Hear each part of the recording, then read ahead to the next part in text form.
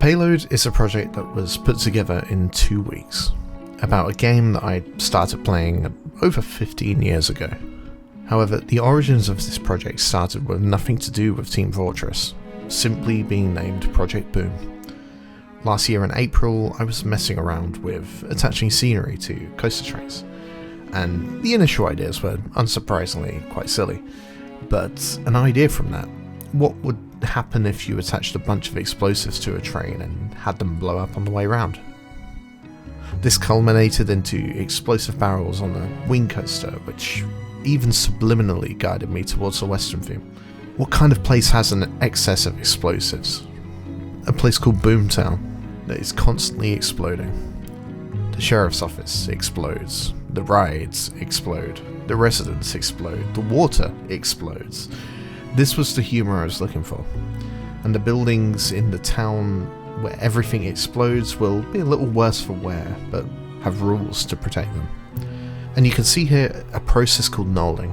This is common in model making and sometimes Lego, where you lay out all of the pieces that you have. This makes it easier to find things that you are looking for and get a visual interpretation on what the overall set or theme looks like. Once again, getting things out of menus and user interfaces helps you find odd combinations and uses for pieces.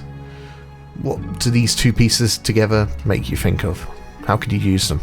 These kind of questions can help you develop a creative theme or concept that is your own, because this game is a fantastic tool to allow you to think a little out of the box, and there's more of that a little bit later. Because at this point the project paused. I had the front of a town hall and a theme coaster. I showed it to a few people here and there, but I didn't use it for now.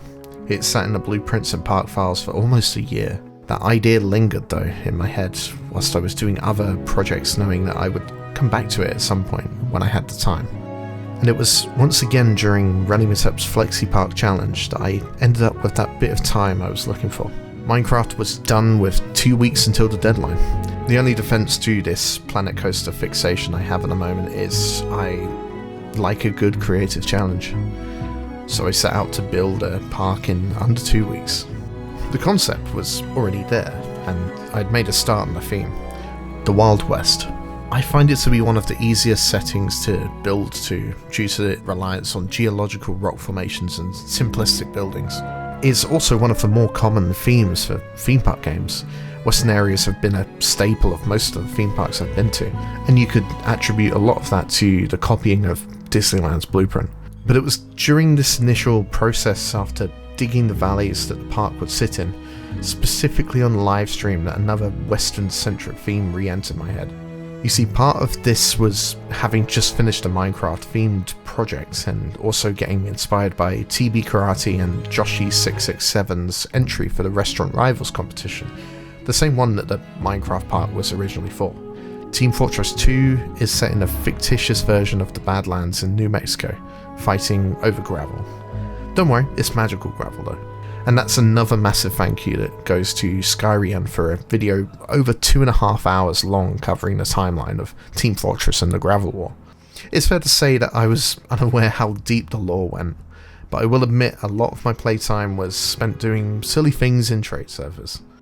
So, I began blocking out areas of the park, playing with vertical levels and interesting elements that would occupy that space, because part of this was also an exercise to see what a modern B&M wing coaster would look like if they joined the current trends of Outer Banks and Crema rolls.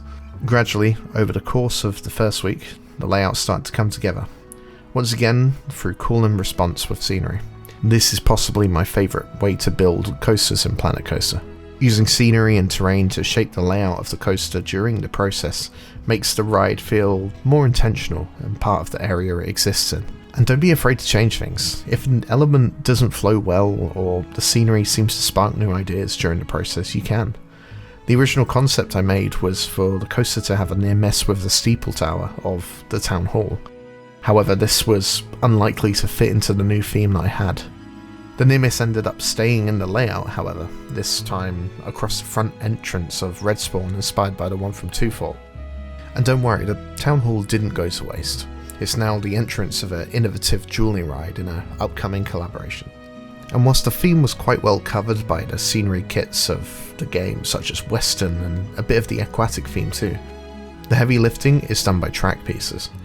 I've briefly covered Trackitecture in these types of videos before, but this is one of the best examples I have to show its power. Whether it's using catwalks for fences, train tracks for the bomb carts, Trackitecture can make creating flowing shapes incredibly easy. A fence that would end up being 200 pieces for each wooden slat turns into a couple sections of track. I did a complex tunnel system achieved by the underside of the miniature train, granted with no track limits, which extends the track limits even further, but interestingly can be loaded without the need for mods. If you visited King's Walk, you might have already encountered these slight modifications in a completely vanilla copy of the game. This is a technique that I plan to talk more about, because with the powerful tool of using coasters as scenery, the park of payload is only 6,470 pieces, including 13 rides, which are also for decoration. But this highlights one of the bits of fun that I get from creating. That feeling you get when you or someone else uses a piece in an out-of-the-box way. That feels cool, doesn't it? Learning new creative ways to make things improves you and your abilities as well. Here's one for free. You're probably making flat routes with scenery pieces. Have you thought about using path instead? You can create whatever shape you need, and potentially even with a gradient. And as a bonus, you've also created a new angle to take screenshots from. So go play with those scenery pieces, rides, paths, interactive elements. You should break them apart, misuse them in new creative ways. And for that, it's a great time to start, because we're about to get a whole bunch of new pieces to play with, along with potentially the holy grail of Trackitecture. So I'll catch up with you soon on how that goes. That's it for now. I've been Fog, much love, and take care.